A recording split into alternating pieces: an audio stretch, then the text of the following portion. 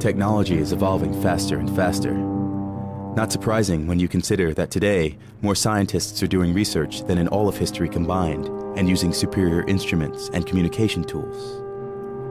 New technologies like biogenetics, artificial intelligence, implants, and nanotechnology have advanced vastly in the past few decades.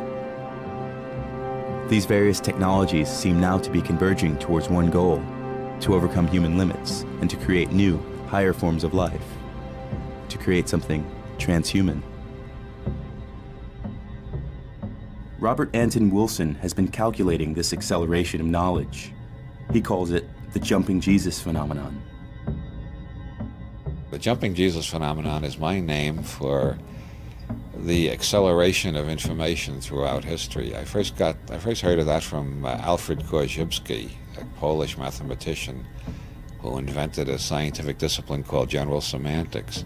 And Korzybski noted that information was doubling faster and faster every generation.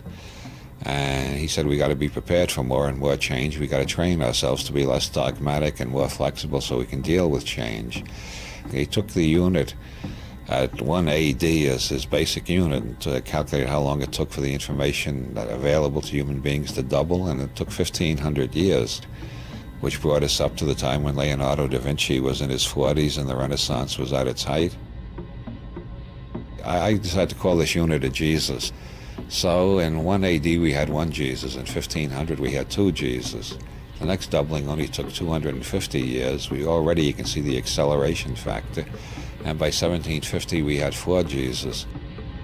The next doubling took 150 years, and by 1900 we had 8 Jesus. The next doubling only took 50 years, and by 1950 we had 16 Jesus. By 1960, in only 10 years, we had 32 Jesus. By 1967 we had 64 Jesus, and by 1973 128 Jesus. And the latest estimate I've seen by Dr. Jacques Vallée, a computer scientist, is that knowledge is doubling every year. But I heard that, about 5-6 years ago. I saw something on the net recently. Somebody estimated it's doubling about twice a year now.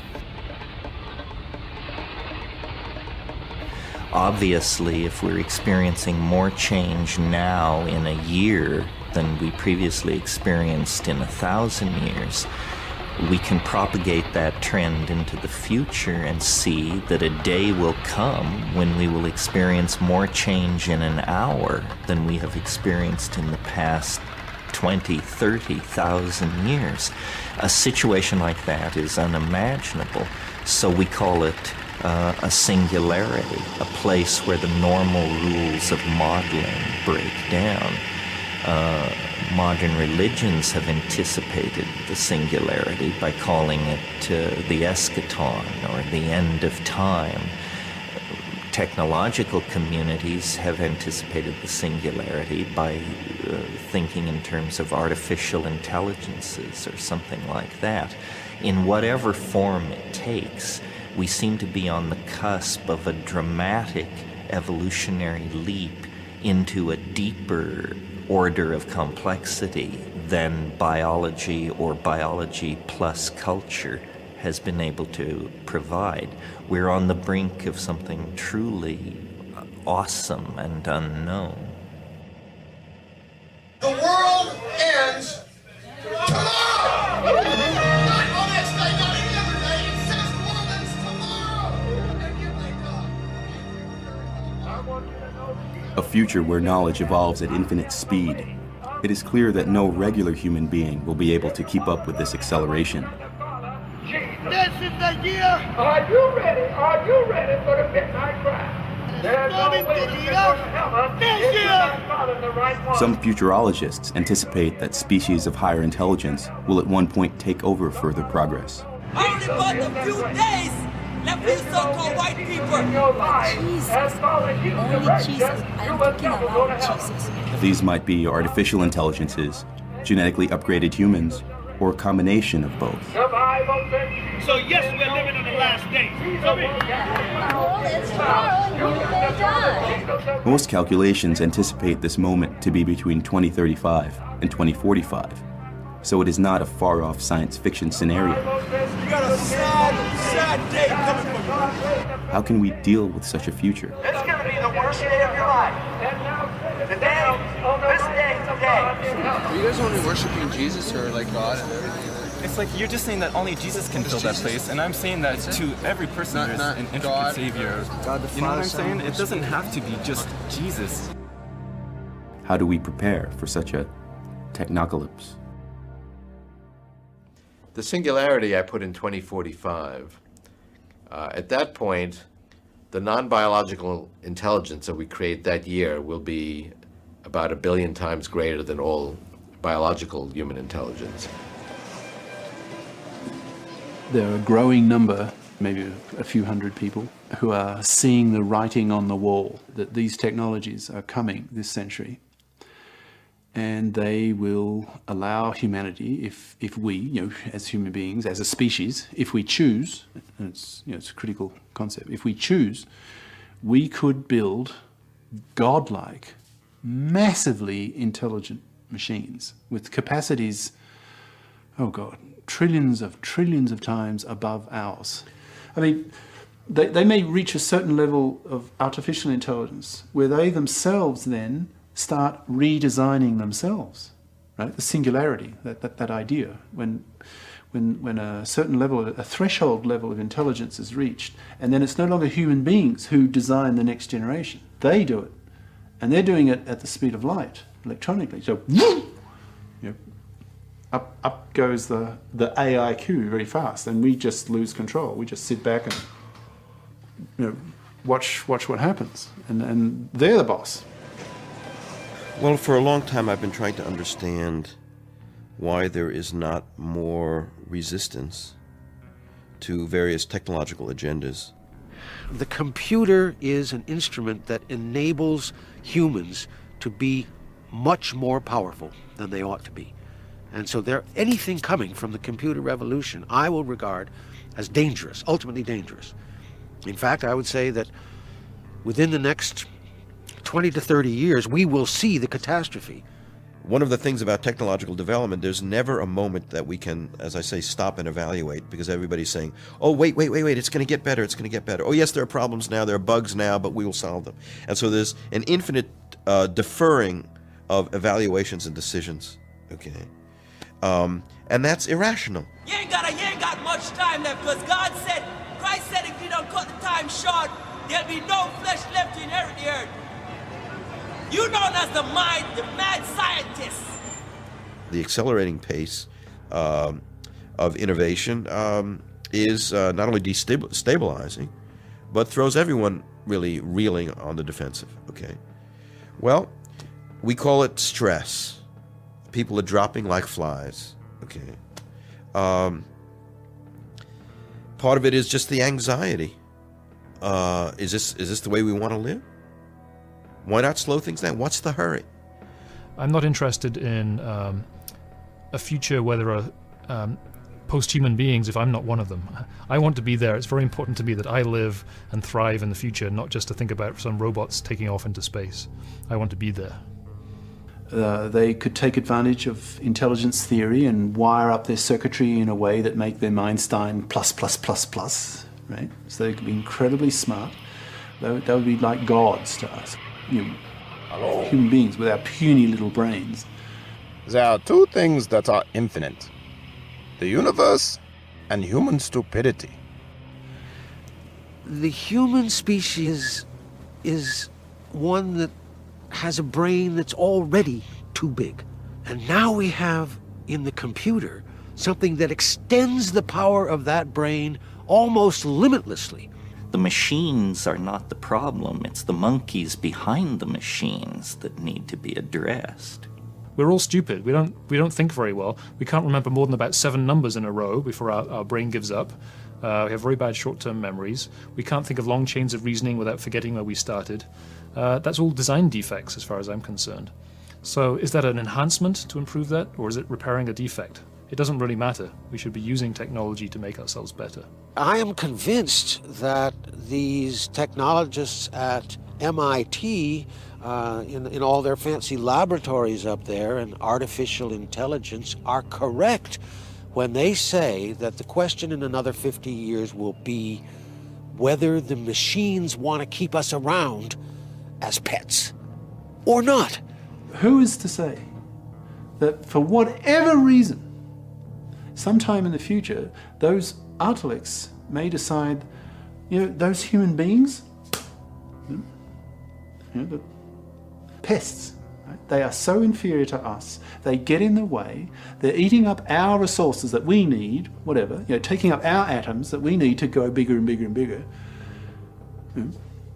I don't worry, well, I do worry, but I'm not overly concerned about the possibility that they will race ahead of us and, if we're lucky, treat us as pets.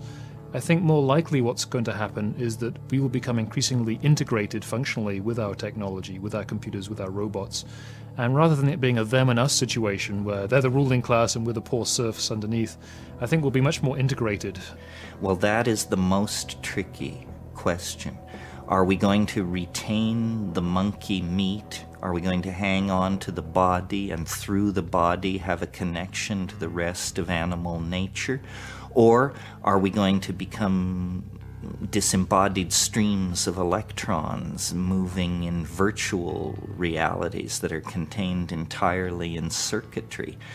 I think this will probably go both ways. There will be fundamentalists who want nothing to do with technological transformation, and there will be utopians who won't be able to get enough of it. This is probably the moral frontier where we each personally must make a stand. How much of the new technology and its reality redefining qualities do we want to take into our own lives? We will have cyborg bodies, we will have augmented bodies, we will automorph ourselves into whatever vehicle keeps us in existence for the longest period of time with the most pleasure, the least pain, and the most ease, the most elegance. Everything that you need, everything. Spiritually, emotionally, financially. The post-biological folks will say, well, you people have a primitive atavistic attachment to the species. Let it go. Let it go. Come with us. We're the bold ones, okay? We'll move on to that's really scary stuff to me. Really scary. A great number of people who I refer to as biological fundamentalists have a great fear of moving outside their biology, moving into other bodies, other forms for transport. These people have a lot of commitment, a lot of mythology, a lot of tradition and history attached to their bodies, our sacred bodies, the house of our soul. I mean, I can imagine myself being a moderately modified cyborg. I mean, it'd be nice to have my arteries cleaned out, and I'd like to have better memory capacity, and I'd like to be able to learn Chinese in 2 seconds just by going, right? That would be great. But that to me is small beer. That's nothing in comparison to what these godlike, I deliberately use that word, godlike, Artalics could be. Well, it's a philosophical issue as to whether this is still human. In my mind, it's definitely going beyond biology. But I don't define human as just biological. I mean, we're already taking steps beyond biology. There's not a single organ in the human body, including regions of the brain, where we are not already creating substitutes or extensions or augmentations. So if somebody has an artificial pancreas, are they not human? If they have a neural implant in their brain, are they not human? How about 2 neural implants? Or maybe you can have up to 10, then you're human, but 11, you're not human anymore. If you have these nanobots, blood cell-sized robots in the brain that actually have computers interacting with your biological neurons, is that still a human? Well, 1 nanobot's probably okay. How about 500 million nanobots? I don't know how people are going to stop this, although my hope is that when we effectively destroy half of human life on Earth through one technological mistake or another, or a combination of them, the diseases that we are allowing to come out now, or the poisons that we create, or the global warming, one or another of these things, destroy half the population on Earth. The other half will say, whoa, we've gone too far. What do we do now? Humanity will become extinct, but in the sense of a pseudo-extinction, in that it is clear that if we are going to be altering our own biology and transforming ourselves, that we are going to change, and we're going to change in enormous ways, in very unforeseen ways. And that means that Homo sapiens, as we know it now, will cease to exist. But that's got to be a form of madness. It's got to be a form of techno-blindness to want the end of the human species, to transform it into a mechanical species. It's a kind of species-side, the destruction of a species, against a kind of, I use the word deicide, a god-killing. If you choose not to build these artilects, in a sense you're removing the possibility of creating gods. It's a kind of potential death of God, if you like. Now, which is worse? This is suicide. This is ecocide. I think it has begun to sink in, and there are many that would say, stop. We've got to draw a line there. But it can't be stopped, because this is a whole broad front that is moving forward. It's genetics is one aspect of it, computers are another aspect of it, communications are another aspect of it. Everything is changing about life, and it's changing increasingly rapidly. Should we stop it? Should we sort of say, okay, AIQ, artificial intelligence quotient, at this level, we're going to legislate, perhaps even globally. That's the cutoff point. No robot, no artificial intelligence, no artilect, if you like, is allowed by law, by human law, to go beyond that. Do you think that's going to happen? I don't think that's going to happen at all. It's missile technology. He's saying what? Who can bring me down? There is no human, there is no social, there is no governmental control over what these technologies are doing and will do. How are you going to stop trillions of dollars industry in building these godlike machines? The robot industry, like the future Microsofts and Intels and so on in the 2030s, 2040s, I believe will be artificial brain-based and just enormous. There may be enormous political rivalries for the dominant country between China and the US. Now, if that's the case, the development of this artificial intelligence will just keep growing. Even if it goes secret, even if the general population start to really rebel against it, as they get really upset. They are dirty. Why is this far? God always speaks. Always. Happy. But I think the major reason why it's not going to stop is about half of the population will be ideologically in favor of it going on.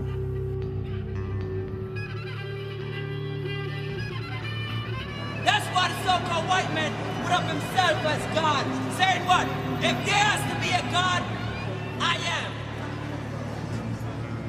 We are going to become gods. Period. If you don't like it, get off.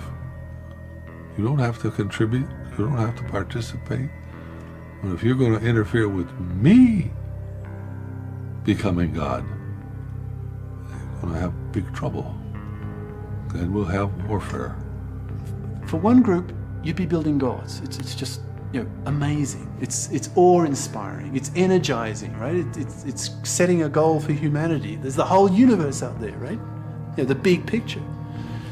And on the other hand, the potential risk of seeing the whole human species annihilated by these superior creatures who could just... And you did what you wanted when you wanted, because you thought you were God. You tore down God's boundaries, you tore down God's rules, and you made up your own rules. The only way you can prevent me in this 50 or is to kill me. If you kill me, I'll kill you. I'm anticipating the most passionate war that has ever been. We're not talking about the survival of a tribe or a people or a country. We're talking about the survival of a whole species. So the passion levels will be extreme. I deserve hell. You deserve hell. You got to see that you deserve the wrath and anger and vengeance. What I'm talking about is a renewed embrace of our existence. Okay? It's got problems, and it's finite, but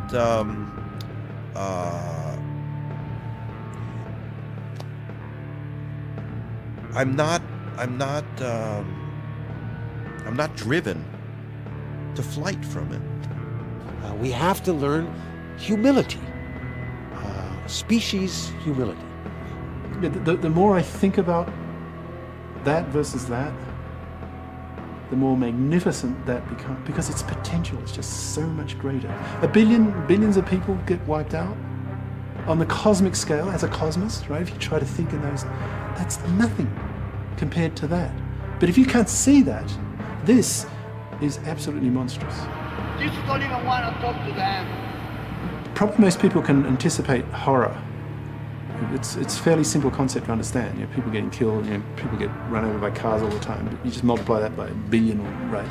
That's relatively easy to understand. That is much harder. It's very exciting because something will happen. Without that, nothing will happen, and maybe we'll have a civilization that lasts for 1 million years and does the same thing every day. And then when the sun gets too hot or too cold, it goes away. So I don't see the point. I don't see the value of anything that doesn't change. You're saying in X number of thousands of years the sun is going to explode, and so we have to prepare for it now. Okay. And I say, well, okay, that's interesting, but how about preparing for the essentially toxic shock of our planet today? Or if you walk around, you see a lot of people with no housing, no place to live, not enough food. So the explosion of the sun can wait. Only a fool is gonna pollute the water that his own damn kids have to drink. Only a fool is gonna what? It's gonna pollute the air that he have to breathe. This is a moment in time where for the first time we can truly imagine feeding everyone. I mean, this is something new without precedence. We are able to have more humans. We are able to fight against diseases, childhood diseases, so that there can be more people and they can live longer. And isn't this wonderful? Well, no, of course it's not wonderful. That's exactly the problem. There are too many people and they're living too long and they're using up the resources of the earth for the human species. One species out of 1 billion species is using up all of the resources for its own material betterment.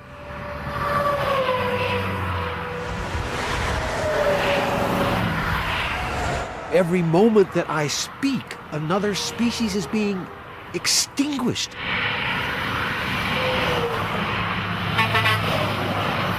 We are moving into the unknown, and we see lots of possibilities for catastrophe. And the immediate reaction is, well, we should stop development in some way. And yet we can't. We're on this, this raceway. We can't stop it, because if we try to stop it, it will be completely unsustainable. The human population has risen to a magnitude that could not be sustained without technology.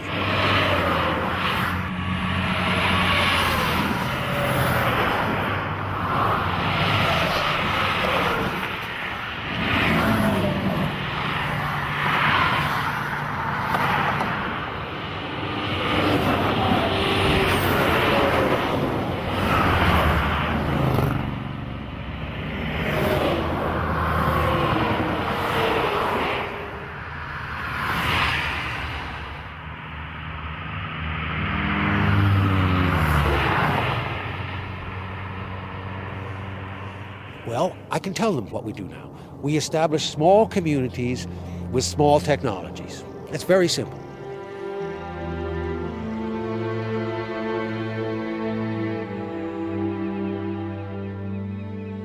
Just as we have today the Amish, who want to stabilize their culture at a late 19th century level of technology, I can imagine a group, I like to call them the humanish, who might want to stay merely human and say, you know, okay, we'll keep our internet connections, but let's not have any brain plugs, let's not upgrade our intelligence, let's just keep things as they are today. That's enough. And if they want to do that, fine, I think they should be quite able to do that. But most of us, I think, will see the advantages of living longer, getting smarter, refining our emotions and our personality. You can't go back and you can't stand still. If the thunder don't get you, then the lightning will. We've been traveling this technological path for 15,000 years. It's a little late to now rear up and try and turn in a new direction. Our hands, our minds were made for the manipulation of matter and the creation of technology. So I embrace it. I think the future is marvelously exciting and bright. We have all these devices. You're a technophobe, you're a Luddite, to silence and dismiss any and all criticism, not only as irrelevant and irrational, but also as irreverent. That if you're critical, you're not being reverent enough.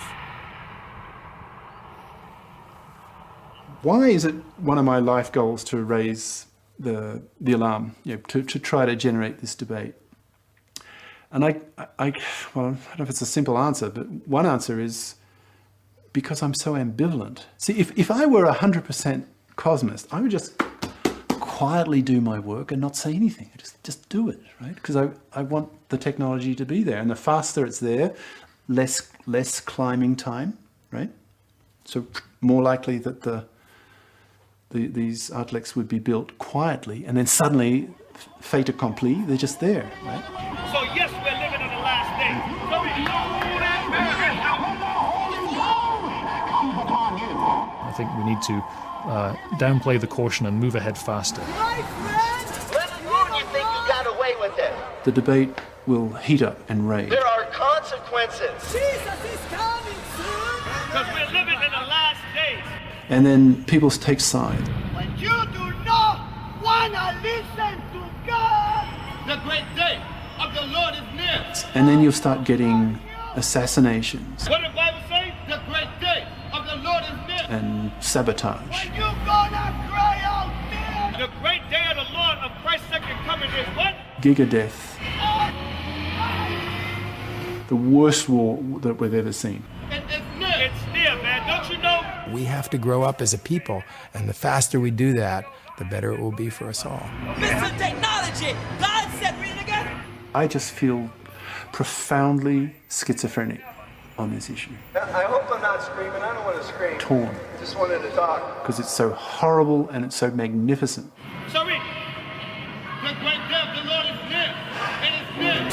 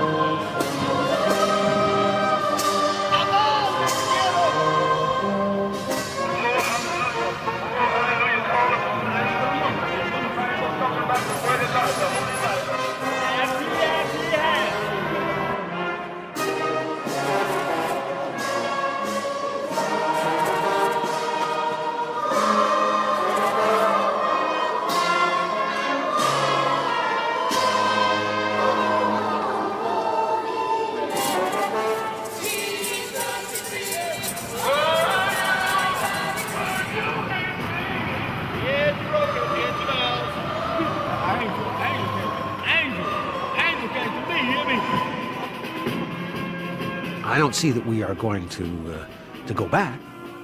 You don't have that choice. That we're going to be able to stop this. Are we going to stop all this? Are we going to deny the creation of all this magnificence? You don't have that choice. All this incredible stuff? that may be coming in the future, And you don't even deserve it. that's a tragedy. That would be horrible if we did that. Hallelujah, that's what it's all about. They could go anywhere. They would be immortal. They would be immortal. You will be joyful. You get to live with God forever and ever and ever and ever and ever. It's good. It's very curious. That is, we're not able to be rational about this presumably most rational of activities. If nature is holy, anti-nature technology must be the devil. Get it though. I got a message with God, you hear me? I got a message from God to give to y'all. All y'all.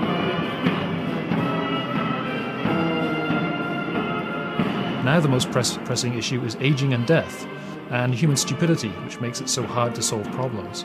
So to me, now all the incentive is towards speeding up development. And it could come this very second, suddenly.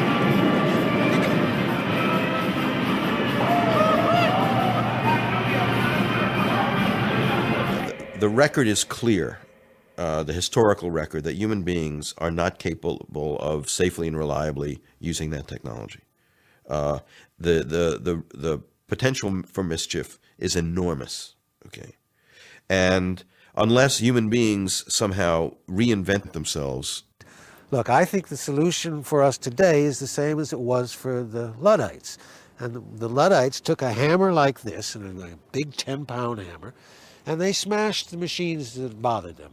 And this is a machine, I think, that bothers me and bothers our life and will destroy our life. Here's what we should do. And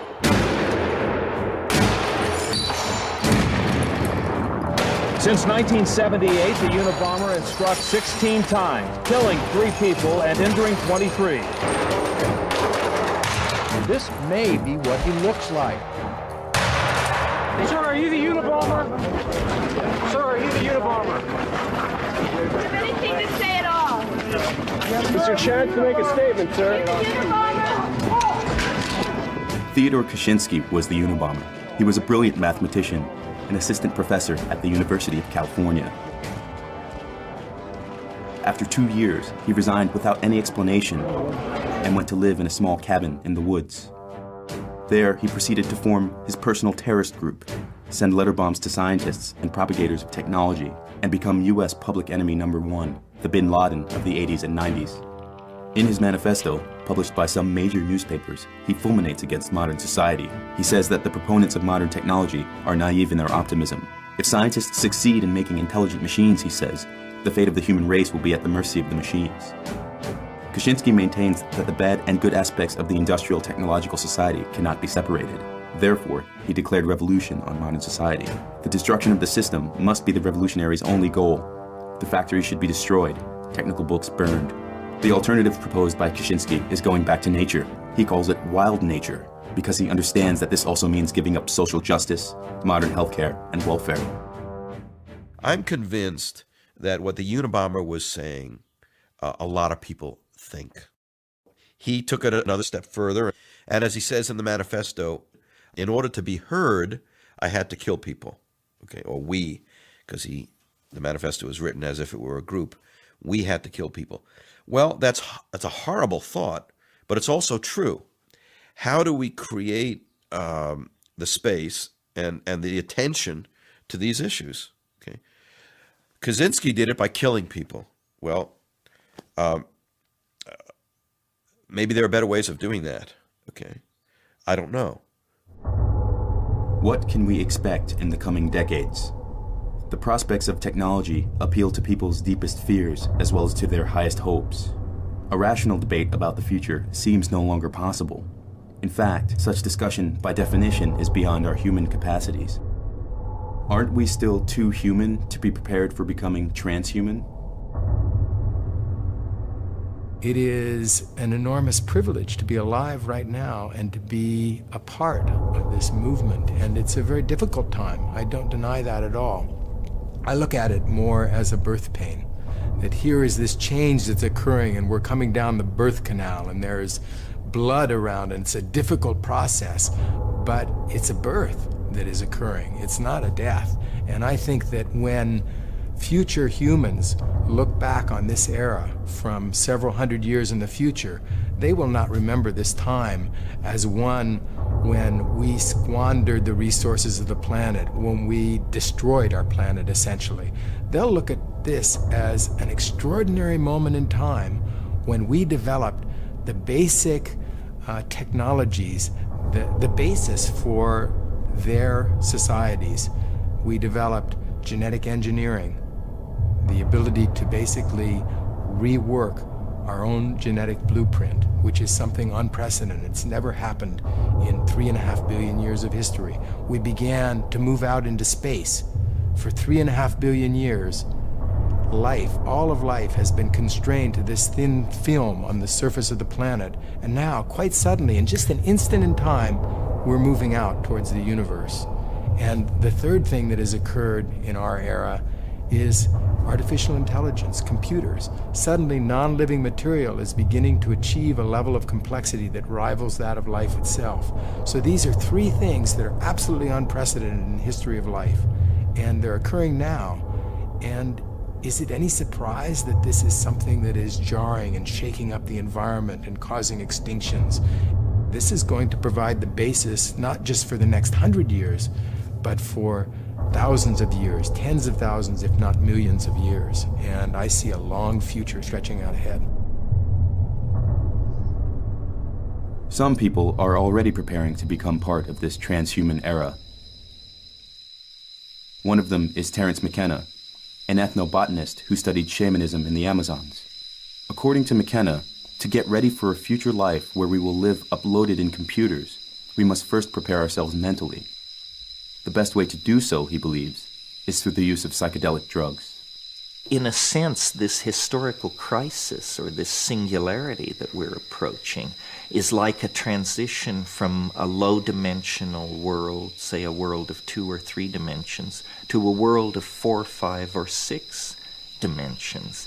This is what I believe actually happens to a human brain-mind system under the influence of psychedelics. So in a way, the best practice for the approaching singularity is the repeated dissolving and reconstituting of one's personality through the use of psychedelic substances.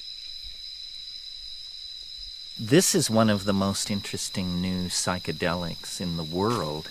This is Salvia divinorum, and it is definitely one of the plants which will shape the next few decades of the new millennium.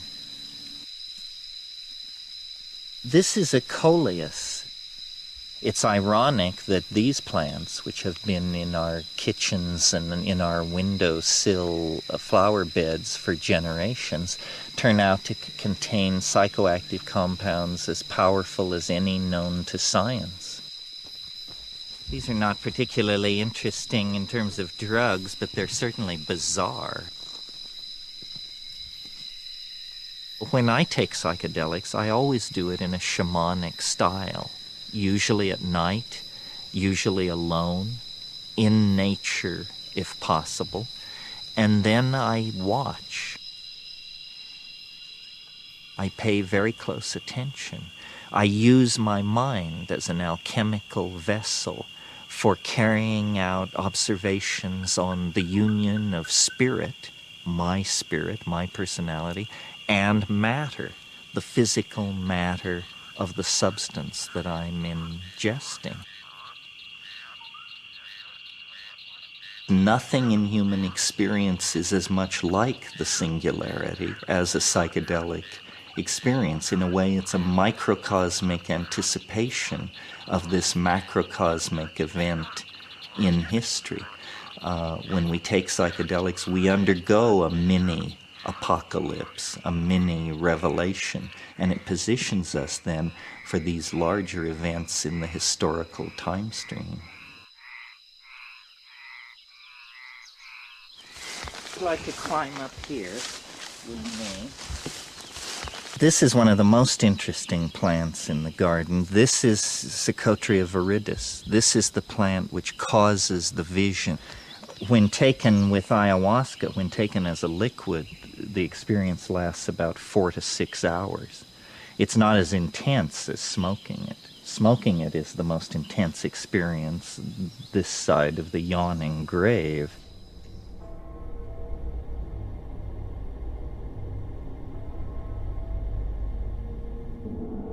When you can see the future, it is a very difficult thing to deal with the idea that we are, in fact, one of the last generations that will live a normal human lifespan.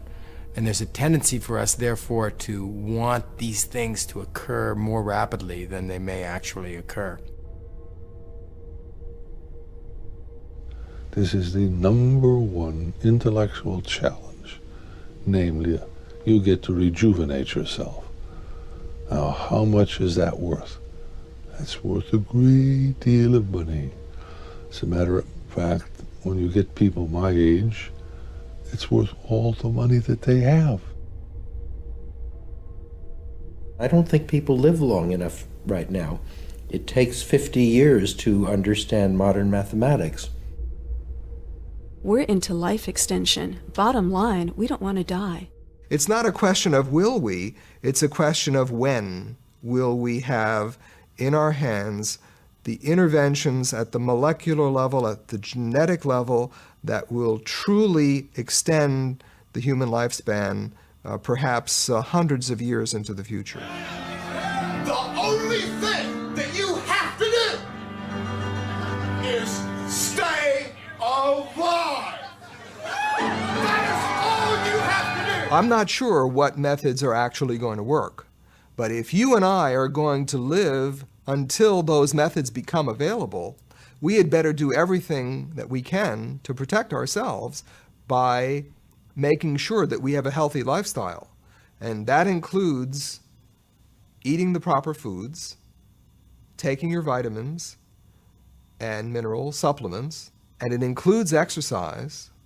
And everybody needs to have approximately a half hour a day of exercise, and stress reduction, because stress is another way that you can certainly reduce your lifespan.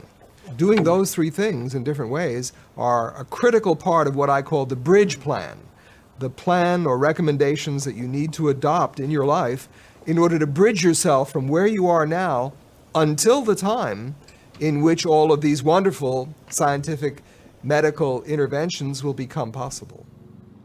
Some people say, you know, if we live for 1,000 years or even 200 years, we will have nothing to do, we will get bored, and, you know, it'll be pointless. And I say, well, first of all, how do we know? You know, maybe we'll get bored, maybe we won't. If we do, we can always just stop taking the medicines, or we can, you know, jump off a cliff or whatever. But, no, how do we know? You know, we should do the experiment. But the second thing that I say is, well, subjectively, you know, if I look at myself, how could I possibly ever get bored of punting? I mean, what can be better? What can possibly be better in life than just strolling down the river with a beer in one hand and a pole in the other hand? You know, I could live for 1,000,000 years and I would never get bored of doing this. Of course, some people will not be able to live long enough to benefit from these therapies. Some people who are already much older than me, for example, much older than you, have no chance, really. I am 42. I think I have some chance of living long enough to live forever, but I have a good chance that the science will go more slowly, and so it will not be good enough. So I think that anyone who is interested in living a long time should think very seriously about cryonic preservation. Here's our cakes. Cryonics. There's experimentation now with the possibility that a body might be frozen and revived. If the frozen traveler awakes, what will he find? The advance of science tempts us to speculate on the nature of the world which lies ahead. They told a little bit about the basic idea of cryonics, and it seemed like a great idea. I think it's pretty cool. Like, you die and you come back and you can see whatever happened in the future. For me, I feel like it's just a waste. maybe I'm a woman, so that's the way. Cryonics is a procedure by which people are frozen shortly after death in the hopes that the information that is encoded in the brain will be usable in order to reconstitute the person sometime in the future.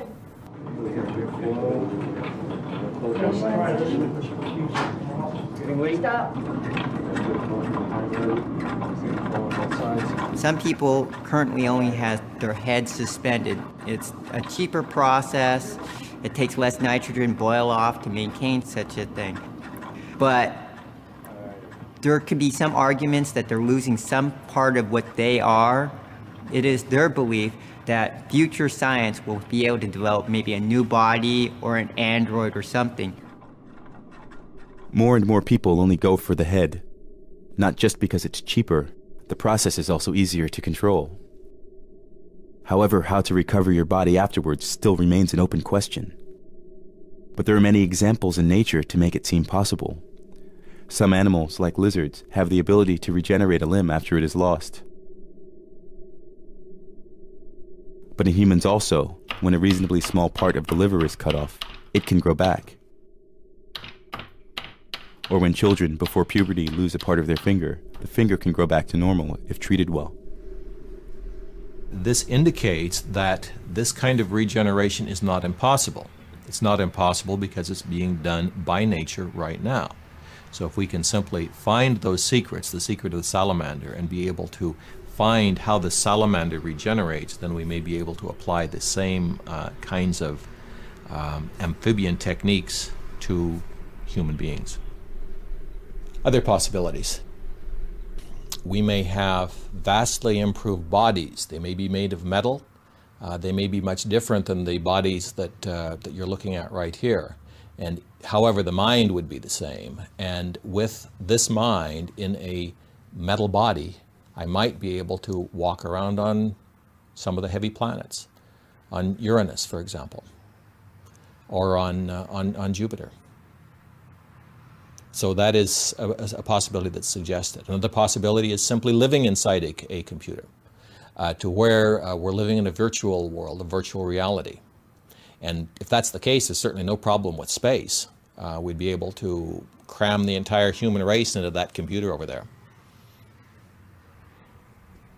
Anyone making this trip knows that it may be a trip that goes on forever.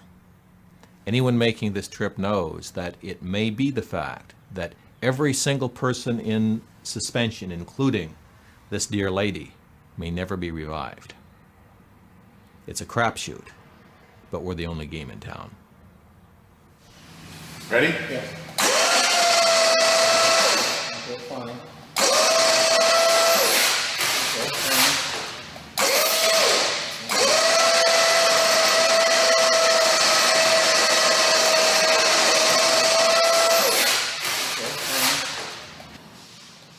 You guys are not going to get to see the very bottom tanks.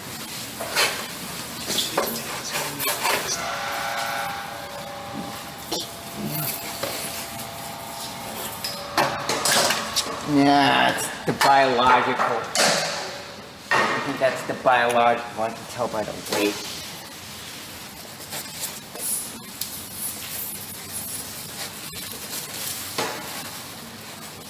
Yeah. Sorry. Not there. It seems obvious this is the way to go. Cryonics has some religious aspects in that our heaven, in a way, is the future, and our God, in a way, is technology.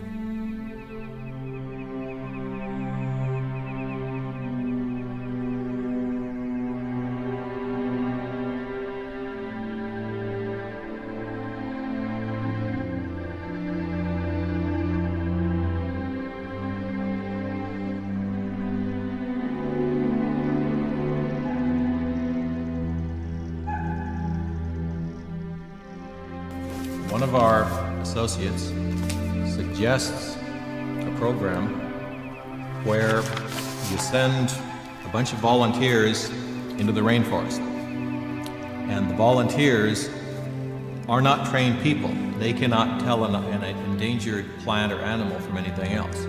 But what they do is they do grab bag fashion. They have shovels and they grab some of this, they see a plant over here, they grab that, and they get all this kind of stuff. And 99.9% of this is going to be junk, but 1% may be very valuable. It may be a plant or an animal from the rainforest or some other environment which has previously not been discovered and which will be wiped out unless it's saved right now and saved in the best way that we can. I would love to have whole ecosystems stored in some of the vaults that the American Cryonic Society is constructing in out-of-the-way places in order to time machine forward some of the library of life from the 20th century.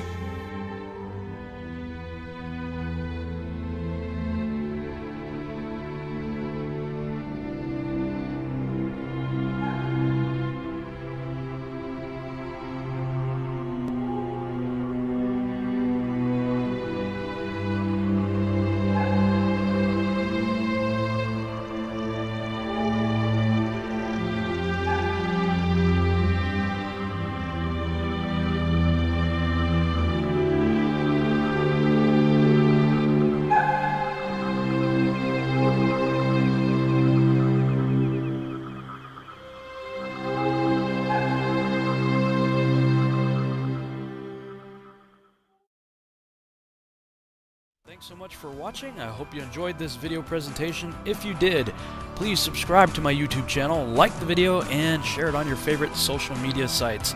There's a lot more to come, so stay tuned and we'll see you back next time.